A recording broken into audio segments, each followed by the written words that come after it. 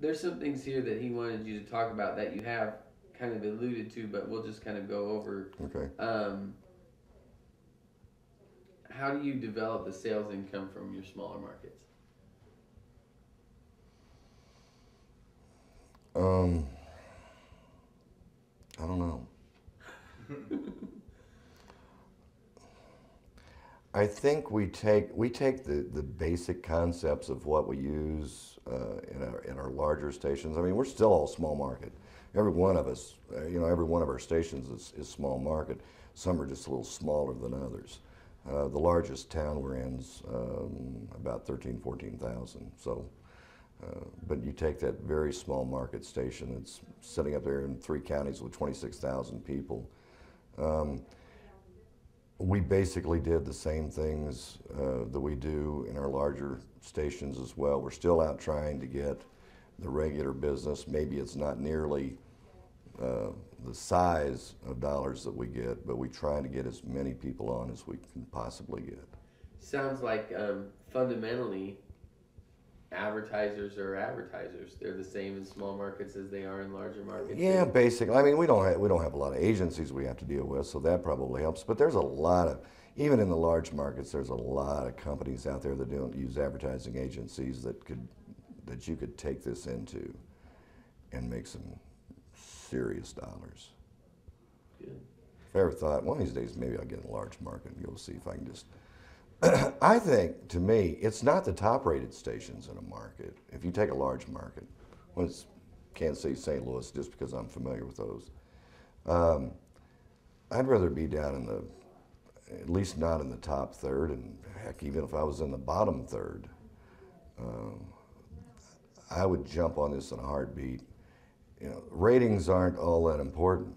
It's the revenue you bring in, and if you can bring the revenue in, it doesn't make any difference what your ratings are. And I've seen stations that have done extremely well with revenue, even though their ratings weren't that good. That's that's an interesting. I mean, I think that ties real well into your philosophy of advertising first. Well, profit's not a dirty word, and we're here for profit. I'm here to make money. I'm not in this to. I gotta be careful. I can't say that because it's so good. I mean, we all look at we're here to serve the public, but we're also here to make a profit. And I'm here to make as much profit as I can make because it allows me to have the toys that I want to have. And you can't have toys without money. And we go for the money. It's the old line, show me the money. That's what we're here. And why did the guy rob the banks? Because that's where the money is. Well, we're going for the money. I mean, it makes the world go round. It's Buys a lot of happiness. yeah. I heard somebody say once that you can't buy happiness, but if money can't buy happiness, but if you have it, you sure have a lot more time to look Sure, for it. you bet. And I like looking for it. Matter of fact, I look in Belize as often as I can. But the thing is I think what you're saying though too though, and if someone were to look at that at the surface, they might take it wrong. But the fact is that if you are successful, it's only because your advertisers are successful as well, right? Yeah, we're successful because our advertisers are successful. You can start over that. Yeah, okay. We're successful because our advertisers are successful. And the more success they have, the more success we have.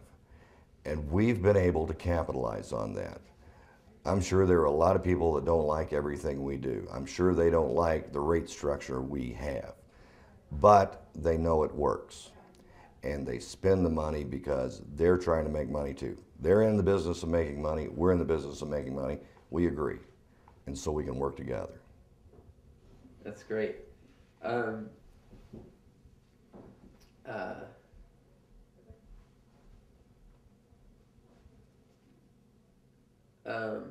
talk a little bit about the beginnings where Norton got involved with your station group here, and tell us a little bit about the history behind that.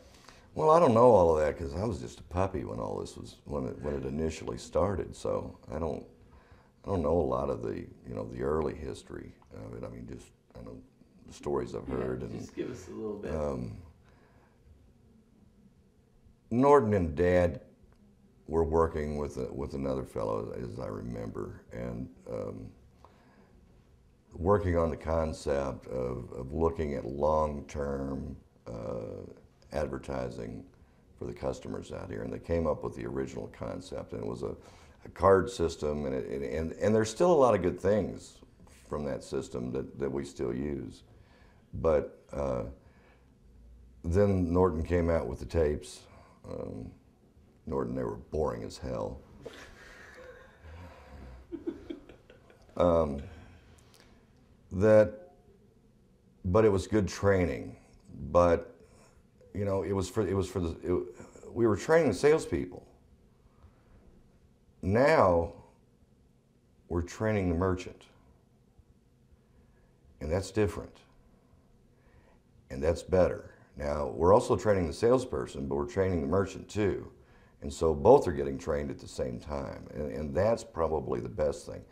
The other advantage to this is they're short presentations. You know, I don't think most of them probably don't run more than 5 to 7 minutes at the most. And that was something that we talked about initially. We have to keep them short. We have to be to the point, because a merchant can only sit so long and look at something. And salespeople are the same way. When you train them, they can only sit so long, and then their mind starts wandering. And we found that usually the 5 to 10 minute range is about the maximum anybody can take.